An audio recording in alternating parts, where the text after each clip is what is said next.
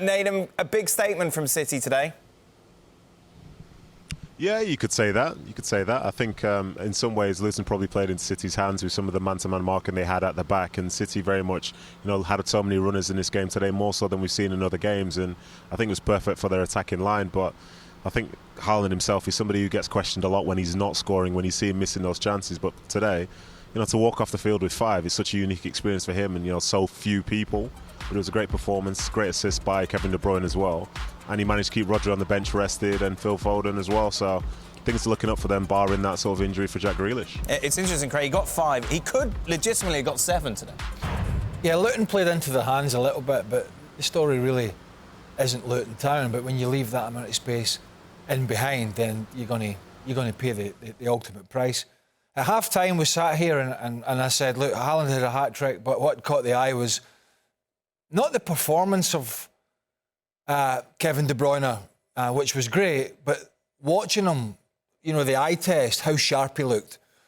He's had these fitness issues, he's been back in the team, there's been some cameo roles, but, he's getting up to speed, and I thought tonight, albeit it was a weaker team, they were again, certainly in terms of, where they are in the league, his sharpness, 4 assists is, we all know De Bruyne will pick a pass. We know if you set off him and give him space, he'll 9 times out of 10 play the right ball. But when you saw how sharp he was getting around the field, making those forward runs, to me, there is no doubt in his mind that he's just now focused on the second half of the season. And, of course, one thing plays into the other, because when he is starting to get back to this form and fitness, these goal scorers that they have on the side, and he's the best one that they do have, but they've got Julien Alvarez, they've got Phil Foden, they've got Doku, they've got Grealish, they've got all these other people, but that's only a benefit to this front line. When this guy's back fully fit, he's sharp, he's ready to go, and you're getting that type of performance out of him. Yeah, 5 goals, unbelievable. But Kevin De Bruyne back in there, feeding the big fella, I think was what it was all about, really. How much did Luton play into City's hands today? They did. And I said it earlier, I commend them for their efforts, and it's a double-edged sword, because you give De Bruyne too much space and he'll punish you.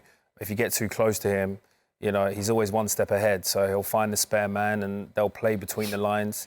And I think that they just, there were too many runners coming off of them, and where they were going man to man, as soon as it went up to Haaland, he laid it back.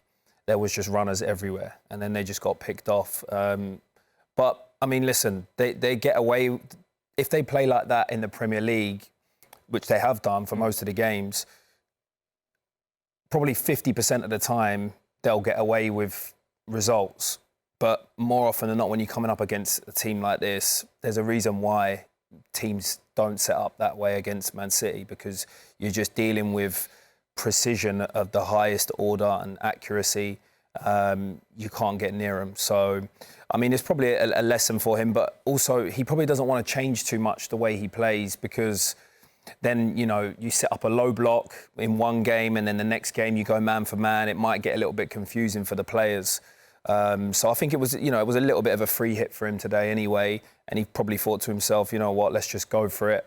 The main focus for Rob Edwards, though, is staying in the Premier League for sure. And how did you describe Kevin De Bruyne in this game? I described him as the three-eyed raven. Three-eyed raven, yes, which is a Game of Thrones reference, apparently, in which you were educating myself and Craig. We found that out eventually. Yeah, we got there. To teach you, didn't we? We got there in the end. As much short as the cliche, one game at a time, we all know how massive March is for Manchester City when you look at their fixtures and you feel that Pep Guardiola has just kind of babied, nursed Kevin De Bruyne to this stage now, ready to unleash him, you feel, next month. Yeah, completely. And I really believe that had De Bruyne played in the last few games, was already fit, let's say a month ago, if Haaland was the same case, and if he'd been scoring freely for the last 3 games, I don't think they would have played tonight. I think he played them tonight because they needed much fitness. Maybe for Haaland, in Haaland's case, just a little bit of confidence, because he'd been missing a few chances, and we saw that at Bournemouth at the weekend again. And I think this was just perfect. In an ideal world, he doesn't play them tonight, for sure. But I think he felt that this was a game that he needed to play in terms of getting that match fitness, for getting maybe some of the chances that he missed for Haaland, for KDB just to get back to that kind of environment again. He only played a few minutes at the weekend. I think that was important. Otherwise, you don't play them in a game like this. And you probably don't even expect Luton to be so stupid and naive in the way they set up tactically and the plan that they had, because we've been really kind on the show that it was stupid. And it makes it even a perfect night then, because of the game time that you gave to them too. The form that they had in that game is perfect, setting you perfectly for March and obviously April 1st, which would be the Arsenal game. One negative, Kevin, we saw, of course, Jack Grealish coming off just before the end of the first half, Nedum. Pep Guardiola is suggesting once again it's his groin. I think from a personal standpoint, these guys, when they have to spend time on the treatment table and away from doing the thing which they love doing, that's obviously hard for them. But when it keeps reoccurring, that's an even bigger issue itself. And as the guys have been saying, this is such an important part of the season for them, not just because it's towards the end of the season, but the fact you're playing Liverpool's, you're playing Man United, you're playing Arsenal, you're in the Champions League knockout rounds. This is a real significant time to be just missing so much football. And it is tough for him. He's just come back after being injured just a couple of weeks ago, and he's on the side now. How long will it take for him to come back? Will they be more cautious this time with getting him back? And when he does come back, does he now have the belief that he'll be able to stay on the field? These are tough questions that are going to need to be answered by him and by the medical team. And yeah, it's a shame to see that happen from him, because as well, he's a really big player for this City side, even though he hasn't been at his best throughout this season. Aside from that, the treble is still very much a possibility once again for Manchester City. You take a look, just a reminder of how things stand in the Premier League, just 2 points separating the top three. Liverpool and Arsenal wouldn't have enjoyed watching that, Craig. No, but I think there's a bit of realism in terms of what Luton tried to do. And I don't think we'll see that from any of the others that are playing Manchester City, unless they just want to chuck it from the start. But they had a go, and that's what they tried, and it failed. And I think it was obvious to everybody. But look, we talk about the injuries, and I feel for any player that has recurring injuries or any injuries. But it's kind of part and parcel, and it's frustrating for Jack Grealish himself. And it is, I suppose, a little bit for Pep Guardiola. But I just looked at the subs bench again, and it's scary. And then we go back to the game we had yesterday, and you look at the injury list that Liverpool have. I mean, it's horrendous. What they've done, they've lost one player. Potentially for another couple of weeks, maybe a month, I don't know. But it pales into insignificance to what Liverpool are facing, and that's obviously one of their title rivals. Arsenal, not so bad at the moment. I mean, I've always said City can lose.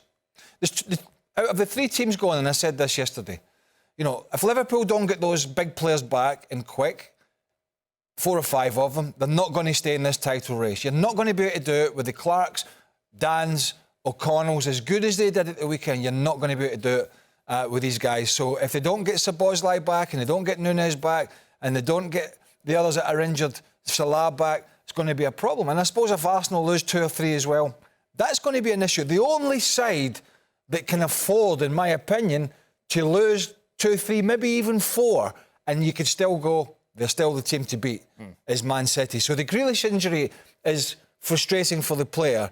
But in terms of the overall picture for this squad, guess what? De Bruyne didn't play the first half of the season. Haaland's had his injury problems as well. So they'll cope.